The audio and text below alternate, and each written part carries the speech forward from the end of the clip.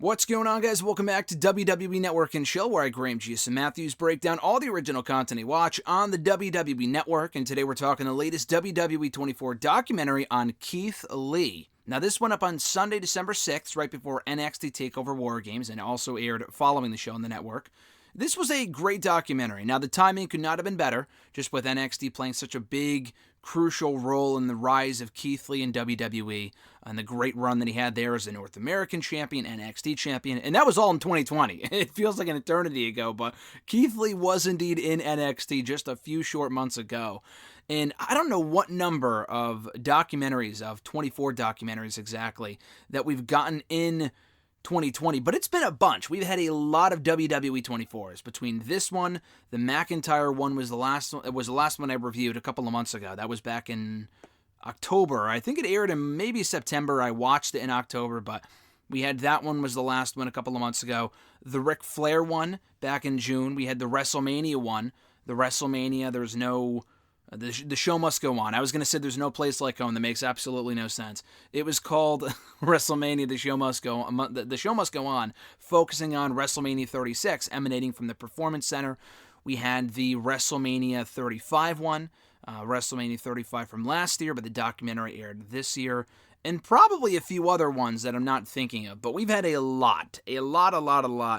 24s this year, probably this year more than any other year, and they've all been great. I have yet to see a less than stellar, anything less than a great WWE 24, and this was no different. This was a really, really good documentary on Keith Lee. Now, we already know quite a bit about Keith Lee from the few years that he's already spent in WWE, and it feels like he's already been in the company for a while, but he's only really been here for about 2.5 years. He signed in June of 2018. He made his debut at TakeOver Chicago 2, which I was in attendance for, a great moment. He didn't really make his debut until later on in the year, until August of 2018. Didn't really get going though until 2019, and that was just last year. I mean, he really started to get going with the Survivor Series showing that he had in November of last year. And the last year that he's had in WWE has been nothing short of incredible. So we really got to know a lot more than we didn't already know about Keith Lee in this documentary, which I thought was really, really cool. We got to hear from a lot of different people, his mom, his dad, family, friends, his obviously current girlfriend, Mia Yim, Eric, who we kind of came up with on the independent scene, Adam Cole was another one, Mick Foley, who had always been incredibly high on Keith Lee. The only person I really wish that we got to hear from in this documentary, we also got to hear from Terry Taylor, William Regal, who were always very high on him in NXT. I was a bit bummed out we didn't get to hear from Dominik Dijakovic, Donovan Dijak, whatever you want to call him, just because their careers were so linked for so long there, from 2016 up until 2018, 2019, even this year in 2020, with all the matches they've had in the last year. I know why they probably didn't with the whole retribution bullshit, and Dijakovic's been a big part of that since the beginning. So they don't want to have him break character by talking about one of his longtime rivals outside of character. So I get that, but honestly, who gives a fuck about retribution? I don't think anyone would have been upset if we got to hear, what do we even call him? Dijak, Chris Dijak, Donovan Dijakovic, whatever the hell his name is, I forget at this point. What's his current name? Mace or something? I don't know. T-Bar's his current name. I don't think anyone would have been upset if we got to hear from him out of character, just because the retribution nonsense means nothing. But at any rate, let's get started here. We kick off the documentary with Keith Lee talking about how he likes to meditate and how he was born in Wichita Falls, Texas, but he spent most of his life in Dallas-Fort Worth, Texas, and we'll get to why in a second. He actually fractured his leg, I think, when he was 3 years old. I think his mom said they were in the airport or something, and he fell on top of Keith Lee's leg, on her son's leg. So he fractured his leg, and he never cried, never shed a tear. That just goes to show what kind of character Keith is. And I'm not talking about wrestling persona. I'm talking about like what type of person he is. Very soft-spoken, very humble, not like over the top, blah, blah, blah. So his parents went to go see the Von Erichs before Keith Lee was even born. And they got into wrestling because of Keith's mom's mother. His grandmother was a huge wrestling fan. She loved pro wrestling. And Keith and all of his brothers and families and cousins and whatever, all of his family, they were big wrestling fans too because of their grandmother. So he remembers very fondly, he has fond memories of wrestling on this big pillow downstairs in their house. And he said Randy Savage, Macho Man Randy Savage, and Kurt Hennig, Mr. Perfect, were Keith's guys. So his parents separated when he was 4, very, very young. But at that time, they were living in Keith's mom's house, the wrestling fan's house, his grandmother's house, who was a big wrestling fan. She passed away when he was 12, at the age of 99, which is crazy. That's incredible. So not the fact that she passed, but the fact that she lived until 99. That's incredible. But she passed away at 99 when he was only 12 years old. Very painful for him because they were still living in the house. Very painful for him to still be in that house where she used to live, being very close with her. So his father noticed after they separated. The mom had custody initially. The father noticed that he was in a bad situation growing up, didn't live in the greatest neighborhood. He really wanted to get him out of there. So they agreed for the father to get custody of Keith, and that's when he moved to Dallas-Fort Worth with his dad. And I think his dad got remarried. I don't know if it was after Keith moved on or for while he was there. I don't know. But he has since remarried because his stepmother was in one of the shots with Keith's dad when he was being interviewed for one of these things. I think it was early on during this part. So as soon as he moved in with his dad, he asked his dad, "Can I play football? I love football. I've always wanted to try football. I couldn't do it while I lived back home, but I want to try it now." He got real good real quickly, and Keith was always a big kid, even when he was young. We hear from his teammates, again, his friends, family, who all said that he was great at it. He did really, really well. There was interest there from Texas A&M, a very prestigious school, specifically when it comes to football, and he ended up going there. And as much as he loved football, and he still loves football to this day, he didn't love it as much as he loved wrestling. So he ultimately made the decision to not go back for a sophomore year of college. He dropped that after freshman year, just to pursue his dream of becoming a professional wrestler. So the mom supported the decision. His dad, not so much. His dad was obviously the big football guy. He despised the decision, Keith said. The dad just didn't get it. Why would you throw that away? Why would you throw away this great career in football at this great school, Texas and A&M, to go do something where you don't know if you're going to have a future in it? So Keith kind of ignored that, pursued it anyway, got trained by Killer Tim Brooks from the Texas area. He went to his school in 2005, and people all over while he was kind of coming up in the business were telling him, hey, don't do flips, don't do this, don't do that. Tim Brooks was the only guy that told him, hey, just do you, be yourself, do whatever makes you feel comfortable. And, to be fair, a big guy should not be doing the flippity-doo-dahs constantly, but the idea that he shouldn't be doing that stuff at all, because that's not what big men do, is ridiculous. And you got to remember, too, this is 2005. Big men wrestlers were not doing what Keith Lee can do now back then. They weren't doing that in 2005. We see it a lot now in various companies, almost too much of it. But the fact, back in 2005, we weren't seeing a lot of it. That's probably why people were saying that, just to, clear that up. But anyway, so he could do a lot of things physically. He was very, very, very strong. His friend remembers when they were lifting together, Keith could do it with ease. And then his friend was like, oh, at least I could beat him in cardio. And then Keith killed it in that too. The guy could pretty much do anything physically. But at the same time, he lived in his car. When he first started in wrestling, he was living in his car, and a lot of people didn't know about it. His own parents didn't know about it at the time. He wanted to do it his way, not rely on other people, didn't want to get help from anyone. He wanted to do it his way. He made maybe $20 a match, he said, in the independent scene. He was a full-time independent pro wrestler. And maybe he did have another job where he made money on the side, because he said you're essentially living in a deficit. You're living in a situation where you're paying for your gear, you're paying for your travel and all this other stuff, and making $20. That's not going to make up for the money you spent on this other stuff that you need to spend money on. It's not frivolous spending. It's stuff that you have to spend money on. So he didn't say that he was working another job at that point. He said he was just doing the wrestling, which is incredible. The fact that he was only making $20, a weekend maybe, or maybe $40 between 2 or 3 matches, was nuts. And his dad was pissed when he found out how much money he was making. He was furious, but that didn't stop Keith from continuing to pursue his dream. So we went to a 2008 tryout for WWE, and there's no footage of it, but he was told at the time, you suck, you're not very good. That's basically what they told him. I think even Dusty Rhodes said, you're not very good on the mic, so go out, go work on that, and come back. He was an extra on Raw soon after in March of 2009. I remember the segment. I don't remember him being a part of it, but if you watch back the footage, you can clearly see it's Keith Lee as one of the security guards. So it was at the very end of the Raw. It was the go-home show before WrestleMania 25 when the Legacy were in the ring, Randy Orton, Cody Rhodes, and Ted DiBiase. And then out came the returning trio of Triple H, Vince McMahon, and Shane McMahon. So the security guards, including Keith, were there to, in storyline, protect the Legacy from the McMahons, from Triple H as well. Keith Lee was the biggest one of the bunch. And I think the show was in Texas, because that would make sense, because WrestleMania that Sunday was in Texas. It was in Dallas, so that would make sense why Keith Lee was an extra. He told this great story about how he had to get jawed by Vince, and someone told him backstage, and he thinks they were probably ribbing him, that when you get punched by Vince, you instantly go down. Do not get back up. And when he did that, he got punched by Vince, and he got really punched by Vince, Keith said. He really got right in there in the jaw. Keith just laid there.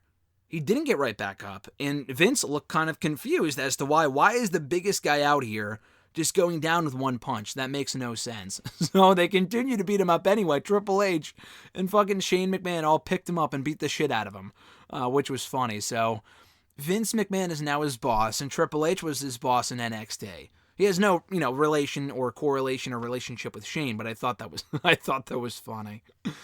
So they also show footage of him getting sockoed, eating a Mr. Socko from Mick Foley at an indie show. I think also in 2009, 2010.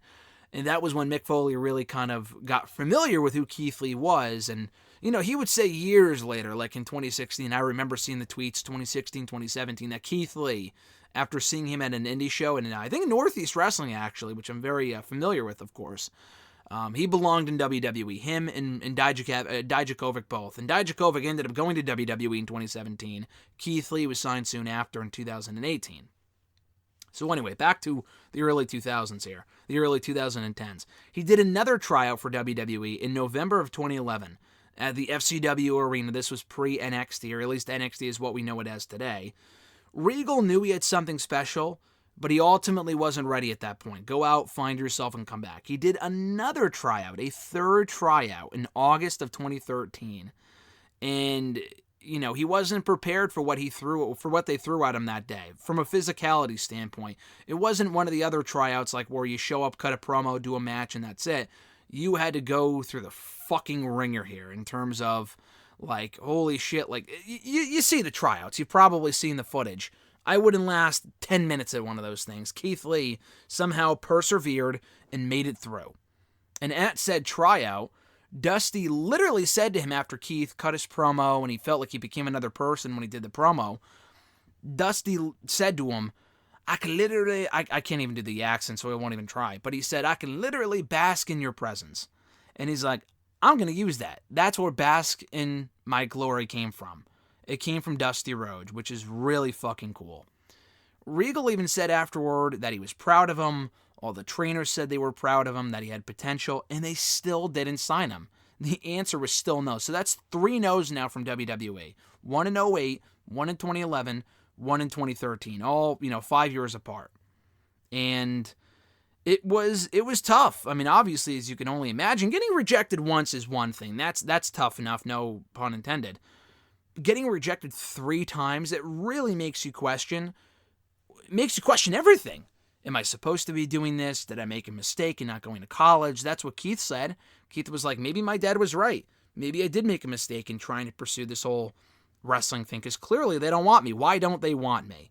And Adam Cole said the exact same thing. He said that he can relate, because he also, before he ended up signing with WWE in 2017, he too tried out early on, and he was rejected twice. So he feels all those same feelings about, why don't they want me? I'm not good enough. Maybe I should be doing something else. This wasn't made for me, blah, blah, blah. So Regal really wanted him to go out, get really, really good, even better than he was, and get noticed. And that's exactly what he did. So he and Eric of the Viking Raiders were both really getting hot at the same time in Texas in the years that followed. So Keith Lee then went out and made a name for himself. He had a breakout match against Dominik Dijakovic, or Donovan Dijak. I always get the names confused. I know they're the same guy, but it's so fucking confusing. Just call him Dijak. Just call him Donovan Dijakovic or Dominic Dijakovic. You're going to have to give him a different name anyway at some point because we already have a Dominic and Dominic Mysterio. Just call him Donovan Dijak or just Dijak. I think either one of those names works perfectly. Dominic Dijakovic is too much of a mouthful. Sasha Banks has said that too, by the way, so that's not just me. But anyway, so we had this breakout match against Dijak. I think at Beyond Wrestling in spring of 2016, April or May of 2016. And then he said his career completely turned around within 48 hours of that match happening. He wrestled in the UK for the first time before the year was over. Mark Henry said that he heard about him on the Indies at that point. So he's having this great run in the Indies. He was in Northeast Wrestling for a while. I got to see him there in 2017. Fucking killed it. Met him at that same show. He was really, really nice. I got to meet him again earlier on this year. And the guy's always been really humble, very nice. So come 2018, he's at an all-time high here. He decided that he wanted to go to Japan. That was his ultimate goal. Do well for himself over in New Japan Pro Wrestling. WWE, I mean, he makes it sound like it was a coincidence, and maybe it was. But knowing WWE and how they kind of structure things and how they kind of work, they came knocking at the exact same time. I am absolutely sure that was not a coincidence. I mean, how many stories have we heard about people showing up on Dynamite or having talks with AEW, and then all of a sudden, after not having any interest prior to that point, WWE shows interest in bringing those people in? I mean, it's absolutely not a coincidence. They don't want to lose these people to the competition. It happens now with AEW. It was happening 2 years ago with New Japan. It's been happening 4 years now because they want to snatch up everybody, as many people as possible, just to prevent them from going to the competition. But thankfully, it wasn't a case of just, hoarding talent with Keith Lee and just, signing him and then keeping him off to the side so we wouldn't go to Japan. They actually did stuff with him a little bit later on. So he ultimately did sign with WWE, made his debut in the crowd to TakeOver Chicago too, which was a great moment in June of 2018 because, I was there in the building for it. It was a great moment, marked out for that. So he got frustrated, they admit. He got frustrated when he wasn't being really used to the best of his ability. He was on the show, he was doing some stuff. I think he suffered his first loss to Lars Sullivan 2 years ago. But he wasn't really doing anything for most of 2019, is what I think a lot of people forget. He lost to Lars Sullivan. He lost to Damian Priest at one point. He really was not doing a lot for a long time there. He was having, countless matches with fucking Kona Reeves. He was facing Cassius Ohno. He really wasn't doing... I think he actually lost to fucking Cassius Ohno. So, and I like Cassius Ohno, but that guy lost to everybody. So, if you're losing to Cassius Ohno, that's not a very good sign. But that was kind of where Keith Lee was in 2019. He got frustrated, but Terry Taylor told him, hey, just hang in there, and everything is going to work out in the end. And it did. We hear from Mia Yim for the first time, and she says that she and Keith spent a lot more time together when he ended up moving to Orlando full-time, and that's when she kind of realized this is someone that I want to be with. So I thought that was cool that we got to hear about how close they are in reality. And they've been dating for years now, but I thought that was cool to hear that here on the documentary. So anyway, he said that he wanted to capitalize on every opportunity, and that included Survivor Series 2019. He had a great showing in War Games the night before, but really Survivor Series was where it started. He went in there a part of Team NXT against Team Raw, Team SmackDown, and fucking killed it. He showed on that night, according to Adam Cole himself, in the words of Adam Cole Baby, that he was a main event player at Survivor Series 2019. He ultimately lost, but he gained everyone's respect and defeat, including Roman Reigns, who gave him a fist bump afterward. And that was not lost on Keith Lee. That was very, very special to him, something he holds very highly, in high regard. That fist bump and that nod of respect, essentially, from Roman Reigns. So he ended up going on to win the NXT North American Championship. And he saw that as validation that he could win a championship, that he could become a champion in WWE. 4 days later, he entered the Royal Rumble, had that amazing face-off with Brock Lesnar. What a moment. What a fucking moment. He said his dad was there, and his dad was all excited about it, which I thought was cool. He felt like in that moment, his hard work had paid off. And I think his dad said that he had felt that same way as well. Or maybe he said that, I don't remember. But someone had said that they felt like Keith's hard work had paid off. And he wanted to live up to everything that his idols thought he could be, including Mark Henry. He got interviewed by Mark Henry in WWE backstage, and they're saying all these cool things about him, comparing him to The Undertaker, which is huge. And he's like, I got to live up to everything that these people want me to be. So I thought that was really cool. And then that's when COVID hit. in March of 2019. I feel like every WWE 24 this year, whether it be the Edge one, the WrestleMania one, the Drew McIntyre one, have all touched upon COVID, because they all kind of have to do with each other. So COVID hit, and it has nothing to do with WrestleMania was in an empty building, which is really what all the COVID stories are about in these documentaries. For Keith, it's a lot more serious than that. He said that he lost around maybe 9 people to COVID. I mean, that's fucking unbelievable. I mean, you hear stories all the time. Oh, I lost my grandfather or my friend. Like, I know someone, my old college roommate, lost I think his girlfriend lost their grandfather or grandmother, I think, to COVID. He said he's lost 9 people to the coronavirus. It was like another month, another death, Mia Yim said. That's crazy.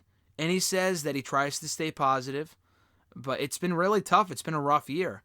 And they also talk about the Black Lives Matter stuff, which I thought was really cool. And Keith Lee said that he could relate to that, that he personally has experienced racial injustice, both him, his family, friends being, pulled over or getting, brought in for whatever reason, for absolutely no reason at all, actually. And that, that's where his experience with racial injustice comes from. So as a result, he asked me, hey, do you think I should put Black Lives Matter on my gear for TakeOver in your house? And she said, yeah, absolutely. Go for it. I think that'd be a great idea. And he did. And it was really, really cool. So again, another roadblock hits. It's been a really tumultuous year from Keith Lee. So his coach, Tim Brooks, who we mentioned earlier, who trained him and got him into the business, his health had been declining for a while. I don't know if it was due to COVID. Probably not. It was probably just due to something else. But I feel like he would have said that if it was. But for whatever reason, his health was declining quickly. He and his friend, who we hear from a lot in this documentary, were the last 2 people to see him alive. And they wanted to go visit him, even though Keith's schedule was crazy. It was right before the big champion versus champion match aired at NXT Great American Bash, but he made time to go visit him, and he's very glad that he did. So he dedicated his winner-take-all match at the Great American Bash to his coach, Tim Brooks, just days after he passed away. And the mom says that she wishes she could have been there for that, and it was a really, really cool moment. It was a good match, a big moment for Keith Lee, very cool stuff. He and Damian Priest are shown talking after the takeover is over. I guess he and Damian are very close. And Keith is like, oh, at least we were champions together for all of a couple minutes. Because, Damian Priest won the NXT North American Championship that same night. So I thought that was funny. And I'm talking about the takeover 30. He won at Great American Bash. He lost the championship to Karrion Kross at takeover 30, literally a month and a half later. And they're talking afterward. And that's when Triple H got on the mic and he said, hey, I would really appreciate if people kept this under wraps and don't let this leave the room. But Keith Lee is going to the main roster. He's moving on. He's moving on. And people legitimately thought, they asked Keith, are you leaving the company? Are you leaving WWE? And he's like, no, I'm moving on to Raw or SmackDown, Triple H had mentioned. So I thought that was really cool. And he gave this little speech and everyone was really nice about it. I thought it was a really cool moment. We don't ordinarily see that stuff in WWE. I know they had shown the footage of that, like with Tyler Breeze when he got called up 5 years ago. But other than that, when we don't really see the footage and the reactions of the people when they find out that these people are moving on up. So I thought that was great. So anyway, he loved NXT. Loved the people, loved the fans, loved the atmosphere, loved the structure of the show. So obviously he was very nervous about moving on up to Raw or SmackDown. He thought he was going to get some time off. He thought he was going to get some time off and work on his all-new presentation until he's watching SummerSlam on Sunday. And that's when he finds out that he's debuting the night after SummerSlam on Raw. TakeOver was Saturday. The promo aired on Sunday. He debuted on Raw on Monday. That's crazy. So we see him talking with Ivar of the Viking Raiders before his debut, Michael P.S. Hayes. And he says that he gets really giddy when people see him for the first time. But he's always, going into this debut specifically, he wants to be most efficient at being great and make sure people remember him coming out of this debut. And when you see him walk through the curtain, regardless of how fucking terrible the music was, and they don't mention that part here. They don't mention the part that, we got to hear the intro, but like the music itself sucked. And the fact that it looked like he was wearing a dress was the only thing that people were talking about coming out of the debut. It was cool that he was on Raw. The match and the exchange with Orton were cool. But the fact that it looked like he was wearing a fucking dress and the music being as bad as it was were what people remembered from that debut, and it's unfortunate. But they don't mention that here. They kind of gloss over that. So we see him walk through the curtain. He's smiling from ear to ear. He said that he felt joy and happiness walking out of the curtain that night. And his mom was very excited for him. And you never really expect to walk into a WWE ring for the first time with Randy Orton, but there he was. They went back and forth on the mic, set up the match between the two later on in the night on Raw. He went from defending Randy Orton as a part of the Raw security team back in March of 2009 as an extra. He was defending Orton. He was defending the legacy. To then, 11 years later, facing Randy Orton in his official Raw debut. I thought that was pretty fucking cool. And he said the match was a very valuable experience, and we see this great footage of him going up to Vince after the match, and Vince giving him some advice and really fucking hyping him up. And Keith was happy at first, but then he was like all fired up by the end of the promo. Not the promo, what seemed like a promo, but the end of this pep talk with Vince. And Vince was like, you're a big guy. You impressed me and whatnot, and you're a good promo, but you need to make me believe. You need to go on out there and make me believe in you. Go out there and be yourself. And Keith, to close this thing out, just says that he hopes that he's made everyone proud thus far, but he isn't done yet. He is just getting started. So I thought this was a great documentary. It clocks in at around 51 minutes. It chronicles his early childhood, which we didn't really know much about. I think he's actually talked about his family in a promo on NXT earlier on in the year, but that feels like an eternity ago. But it chronicled his early childhood, coming up on the independent scene, trying out for WWE 3 times and failing. Very inspirational stuff here. His NXT run, coming up to the main roster. They don't ordinarily do 24s for people debuting on the main roster. How many NXT stars have debuted on the main roster and got a 24? Matt Riddle didn't get a 24. You name it, they didn't get a 24. A lot of people don't get called up and get a 24. Kevin Owens didn't. A lot of people didn't. So I thought that was really cool. To me, it shows they have big plans for the guy. And his main roster run hasn't been amazing so far. He's only lost maybe one match by pinfall. At least one one-on-one match anyway. He lost to Braun Strowman, which was dumb. He doesn't feel as special as he did 6 months ago, but he still has momentum. He's still popular. He has new music now, thank fucking God. He was a sole survivor at Survivor Series. He's done well. By and large, he's done well. He's been far from buried. I don't want people saying he's fucking buried. Obviously, he's not buried. He hasn't been booked amazingly well so far, but he has been utilized decently. And not as bad as a lot of the other call-ups and shit like that.